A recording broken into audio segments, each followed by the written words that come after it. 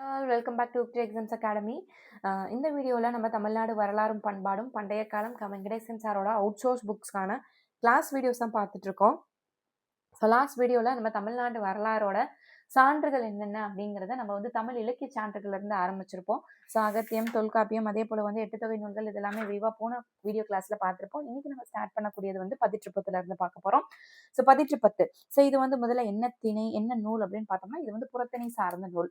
இதுல வந்து 10 சேர மன்னர்களை பற்றி இந்த நூல்ல வந்து சொல்லியிருக்காங்க, பாடியிருக்காங்க. அந்த 10 சேர மன்னர்களையும் 10 புலவர்கள் வந்து பாடியிருக்காங்க. அப்போ ஒவ்வொரு புலவர்களுக்கும் 10 பாடல் வீதம் அப்படின்னு சொல்லி மொத்தம் 100 பாடல்கள் வந்து டோட்டலா இதுல இருக்கக்கூடிய பாடல்களின் எண்ணிக்கை 100. ஒவ்வொருத்தரும் 10 பாடல்கள் பாடியிருக்காங்க. மொத்தம் 10 புலவர்கள் 10 பாடல்கள் பாடியிருக்காங்க. ஸோ அப்போ 10 × 10 100 நம்மளுக்கு டோட்டல் கணக்கு வந்துடும். அதே போல சேர மன்னர்களை பற்றிய இலக்கிய ஆவண ஆதாரம் பதிற்றுப்பத்து. இதுல 10 மன்னர்களை பத்தி பாடியிருக்காங்கன்னு சொன்னோம் இல்லையா, அது 10மே சேர மன்னர்கள் தான்.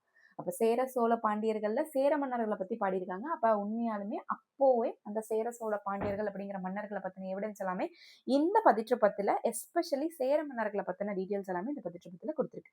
ஸோ சேர துறைமுகம் எப்படி இருந்துச்சு, அதோட ஊர்கள் எப்படி இருந்துச்சு, ஆட்சி முறை எப்படி இருந்துச்சு, படையெடுப்புகள்லாம் எப்படி இருந்துச்சு அப்படிங்கிற வரலாற்று தகவல் இந்த பதிற்றுப்பத்து ஒரு களஞ்சியமா இருக்கு.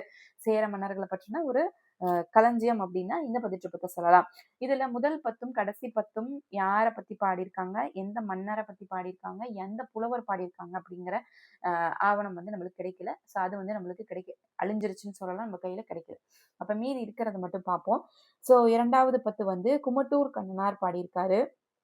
எந்த சேர மன்னனை பத்தி இந்த குமட்டூர் கண்ணனார் பாடியிருக்காருன்னா இமயமரம்பன் நெடுஞ்சேரலாதனை பத்தி இந்த புலவர் வந்து பாடியிருக்காரு. அடுத்தது 3வது 10 பாலை கௌதமனார் வந்து பாடியிருக்காரு. அவரு யாரை பத்தி எந்த மன்னரை பத்தி பாடியிருக்காருன்னா பல்யானைச்சல் கெழுக்குட்டுவன் அப்படிங்கிற அந்த சேர மன்னரை பத்தி பாடியிருக்காரு.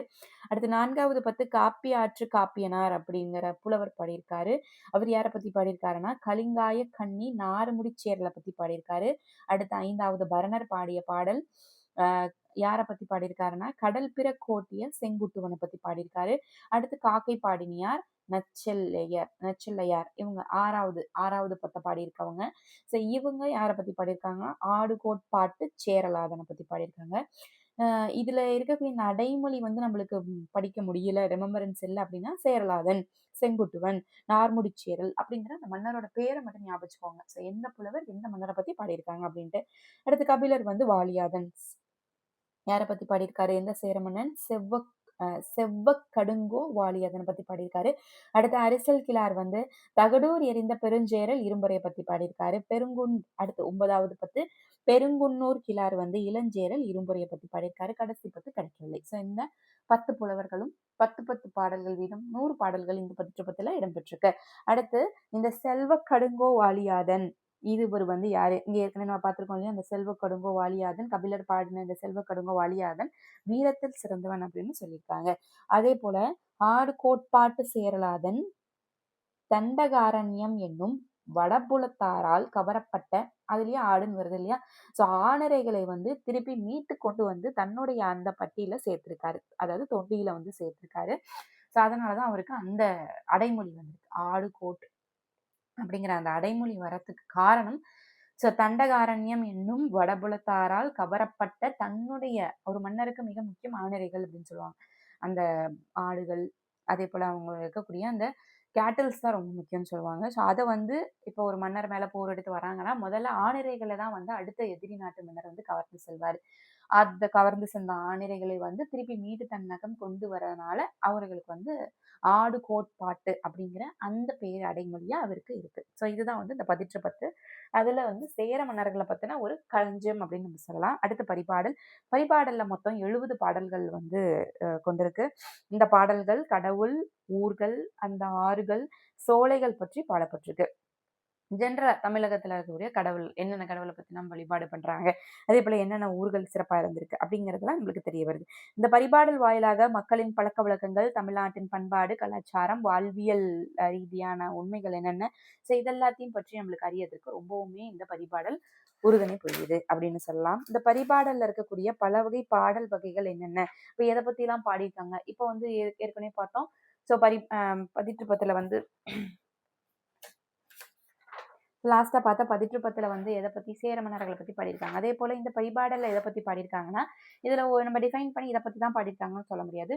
முதல்ல ஒரு 8 பாடல் வந்து திருமாலை பற்றியும், 31 பாடல்கள் வந்து வேலை பற்றியும், அதே போல் காளியை பற்றி ஒரு பாடலும், வையையை பற்றி ஒரு 26 பாடல்களும், மதுரையை பற்றி ஒரு 4 பாடல்களும் வந்து பாடியிருக்காங்க. மொத்தம் வந்து 70 பாடல்கள் இருக்கு. பரிபாடல் மட்டுமே 2ம் சார்ந்தனள்னு சொல்றாங்க. அகநூலா, புறநூலா இப்ப எல்லாத்த பத்தியும் பாடனால அது வந்து அகத்த பத்தியும் பாடியிருக்காங்க, புறம் பத்தியும் பாடியிருக்காங்க. பரிபாடல் என்ற பாவகையால் பாடப்பட்ட ஒரே தொகை நூல் இதுதான். அப்ப இதுல பாடப்பட்ட பாவகை என்ன அப்படின்னா பரிபாடல் பாவகையிலேயே பாடியிருக்காங்க. பரிபாடல்ல மன்னனின் வீரம், அவனின் செல்வம், அவனோட கொடை என்ன இதை பத்தின குறிப்புகள் எல்லாமே இதுல டீட்டெயிலா சொல்லியிருக்காங்க. அடுத்து பாத்தீங்கன்னா கலித்தொகை, கூட்டல் தொகை, கலித்தொகை. இதுல வந்து அந்த கலித்தொகையிலும் திணை பாடல்களை கொண்ட தொகுப்பு அப்படின்னா அந்த கலித்தொகையை சொல்லலாம். களி அப்படின்னா ஒரு வகை பாடல் இல்லைன்னா ஒரு யாப்பு அப்படின்னு சொல்லலாம். தொகைன்னா தொகுக்கப்பட்ட நூல். ஏன்னா நிறைய பேர் பாடியிருக்கனால இதை தொகை நூலும் சொல்லலாம், தொகுக்கப்பட்ட நூலும் சொல்லலாம். கலித்தொகையை முதலில் அச்சிட்டு வெளியிட்ட பெருமை சி வை தாமோதரம் பிள்ளையே சாரும். அப்ப இதை முதல்ல அச்சிட்டவர் அப்படின்னா தாமோதரம் பிள்ளை. தமிழர்கள் அணிந்திருந்த முத்துவடம், சிலம்பு, வரிக்குலை, சதங்கை, புள்ளிகை, தொடி, கண்டிகை இந்த பத்தின அணிகலன்களை பத்தின விஷயங்கள் எல்லாமே இந்த கலித்தொகையில தெளிவாக இடம்பெற்றிருக்கு. இன்பம் சார்ந்த செய்திகளை பரவலாக காணப்படுவதால் கலித்தொகை இன்பக்களம் என அழைக்கப்படுகிறது. கலித்தொகையின் இன்னொரு பேரை நம்ம இன்பக்களம்னு சொல்லலாம். பிகாஸ் இன்பம் சார்ந்த செய்திகளை இந்த கலித்தொகை வந்து அதிகமா எடுத்து உரைக்குது. இதுல மொத்தம் 105 தனிப்பாடல்கள் இருக்கு. ஸோ அந்த தனிப்பாடல்கள் திணைகள் ஏற்கனவே சொன்னோம், திணைப்பாடல்கள் கொண்டது. அப்ப இந்த திணையை பத்தி தான் பாடியிருக்காங்க. ஒவ்வொரு திணையும் ஒவ்வொரு ஆசிரியர் பாடியிருப்பாரு. குறிஞ்சி கபிலர், முல்லை சோழன் பாடியிருக்காரு. மருதன் இளநாகனார், நெய்தல் நல்லத்துவனார், பாலை பெருங்கடுக்கோ பாடியிருக்காங்க. மொத்தம் ஒவ்வொருத்தரும் எத்தனை பாடல்கள் வந்து பாடி இடம்பெற்றிருக்கு அப்படின்னும், கடவுள் வாழ்த்து 1 மொத்தம் அப்ப 150 பாடல்கள் இதுல இடம்பெற்றிருக்கு அப்படின்னு சொல்லலாம். அடுத்து கலித்தொகை அகத்திணை நூல். ஸோ நம்ம ஏற்கனவே பார்த்தோம், இதுக்கு முன்னாடி பார்த்த பரிபாடல் வந்து அகம்புறம் சார்ந்த நூல் அப்படின்ட்டு. ஏன்னா அது வந்து டிஃபைன்டா ஸ்பெசிஃபிக்கா ஒரு டாபிக் பத்தி அவங்க பேசுறது கிடையாது. ஆனா வந்து கலித்தொகையில இதை பத்தி தான் பேசியிருக்காங்க அப்படிங்கும்போது ஸோ இது வந்து அகம் சார்ந்த நூல், அகத்திணை நூல் சொல்லலாம். இதை தொகுத்தவர் நல்லந்துவனார். கலித்தொகையில பாடல்கள் வந்து ஓரங்க நாடகம் போன்ற அமைப்பை உடையது. ஒரு நாடகம் எப்படி அமைப்பு இருக்கோ அதே போல அந்த பாடல்களும் நாடக அமைப்பு முறையில் எழுதப்பட்டிருக்கு. அடுத்து முக்கியமானது அகநானூறு. அகம் கூட்டல் 4 கூட்டல் 100 அகநானூறு அப்படின்னு நம்ம சொல்லலாம். அக அழகை, அதிலேயே அகம்னு வந்திருக்கு. அப்ப அக அழகை பற்றிய 400 அழகிய பாடல்களை கொண்ட நூல். 400 பாடல்களை கொண்ட நூல் தான் இந்த அகநானூறு. மொத்தம் இதுல எத்தனை புலவர்கள் பாடியிருக்காங்க? கிட்டத்தட்ட 145 புலவர்கள் பாடியிருக்காங்க. அந்த அத்தனை புலவர்களோட பேரும் நம்மளுக்கு கிடைக்கல. கிடைச்ச புலவர்களை நம்ம வந்து ஞாபகம் வச்சிருக்க முடியாது. மொத்த புலவர்கள் பாடின எண்ணிக்கை 145. இதை எதை பத்திலாம் சொல்லியிருக்காங்கன்னா குறுநில மன்னர்கள், அவர்கள் ஆட்சி சிறப்பு முறை என்ன, மௌரியரின் படையெடுப்பு, கிரேக்கர்கள் தமிழ்நாட்டுக்கு கொண்டு வந்த வாணிப தொடர்பு என்னென்ன, தமிழ் திருமண முறை என்னென்ன அப்படிங்கிற வரலாற்று எல்லாமே இதுல வந்து தெளிவா சொல்லியிருக்காங்க. இந்த அகநானூரை வந்து தொகுத்தவர் வந்து உருத்திரன் சன்மனார்.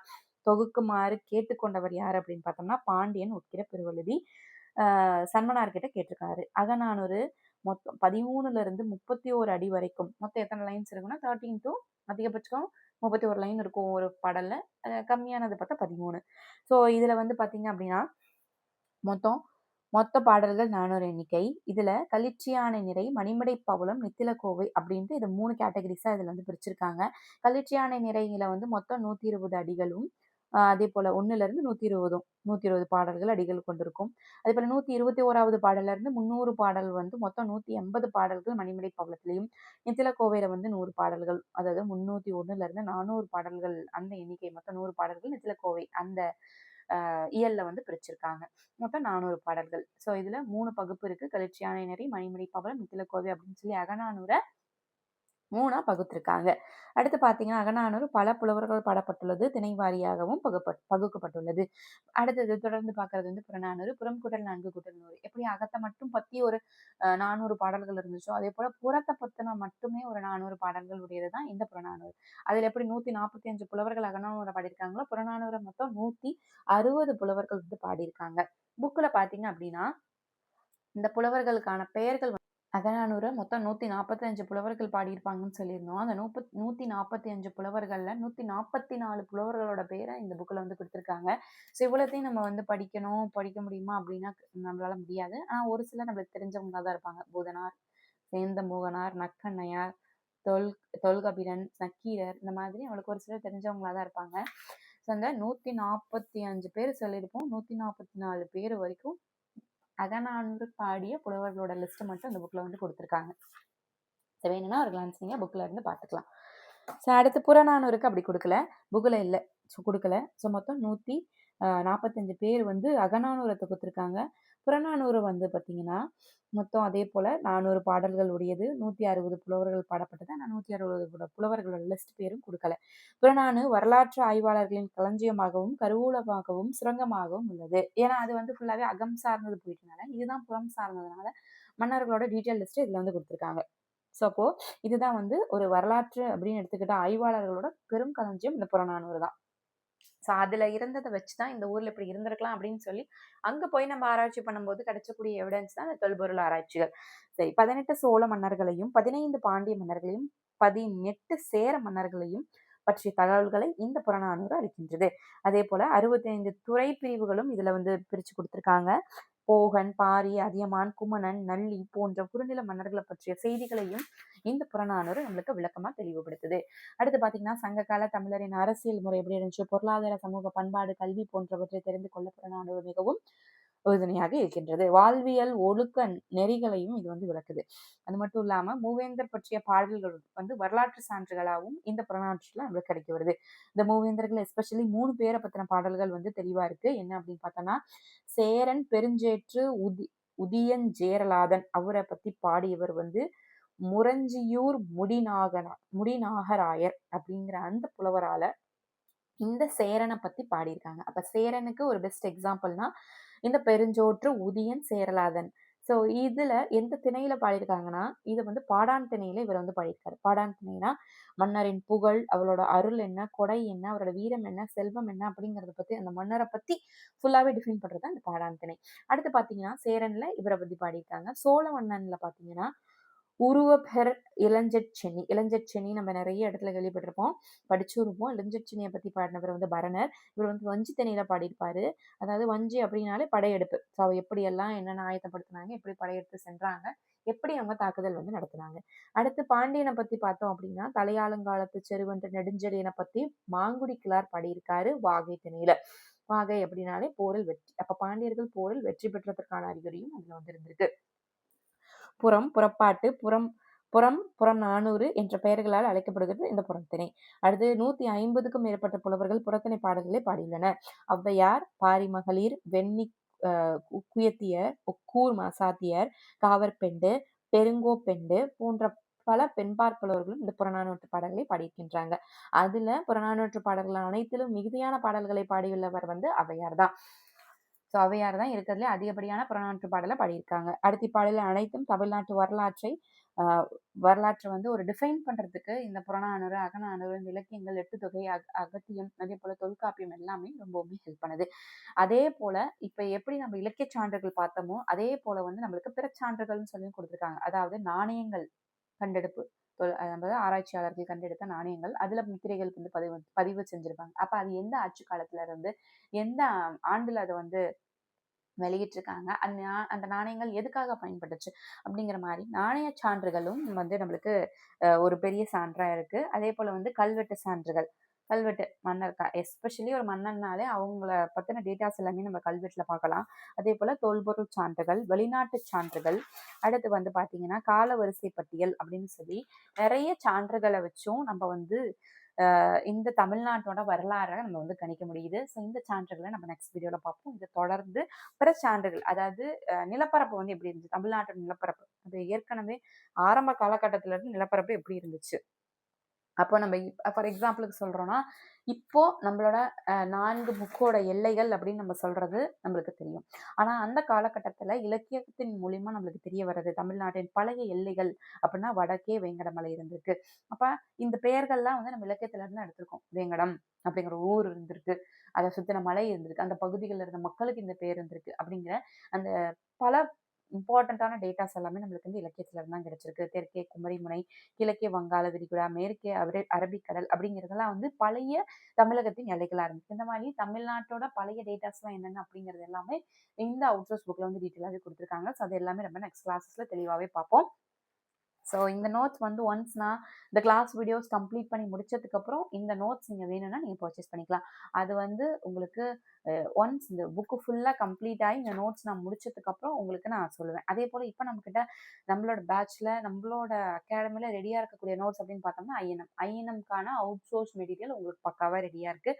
கிட்டத்தட்ட பார்த்தீங்கன்னா ஒரு 148 பேஜ் பக்கம் வரும். 150 பேஜ் பக்கம் உங்களுக்கு பிடிஎஃப் வந்து ரெடியாக இருக்குது. ஸோ வேணும்னா நீங்கள் இந்த பிடிஎஃபை பர்ச்சேஸ் பண்ணிக்கலாம்.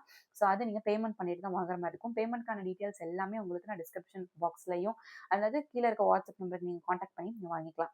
ஸோ அது படிக்கிறதுக்கும் உங்களுக்கு ரிமெம்பரன்ஸ் பண்ணுறதுக்கும் ஈஸியாக இருக்கும். ஸோ ஒரு புக்கு ஃபுல்லாக 400 பேஜை படிக்கிறது 400 புக்கில் பேஜில் இருக்கக்கூடிய இம்பார்ட்டன்ட் பாயிண்ட்ஸ் என்னவோ அதை மட்டும் நம்ம படிச்சுட்டு ஈஸியாக நம்ம டைமை வேஸ்ட் பண்ணாமல் படித்து ரிவைஸும் பண்ணிக்கலாம். ஸோ அதுக்காக இந்த மெட்டீரியல்ஸ் உங்களுக்கு ரொம்ப ஹெல்ப்ஃபுல்லாக இருக்கும். ஒன்ஸ் இந்த புக் அதாவது யூனிட் 6க்கான அவுட் சோர்ஸ் வந்து உங்களுக்கு எழுதி முடிச்சு கிளாஸ் வீடியோ எடுத்ததுக்கப்புறம் ரெடி ஆனதும் உங்களுக்கு நான் இன்டிமேட் பண்ணுறேன். நீங்கள் அதுக்கப்புறம் பர்ச்சேஸ் பண்ணிக்கலாம்.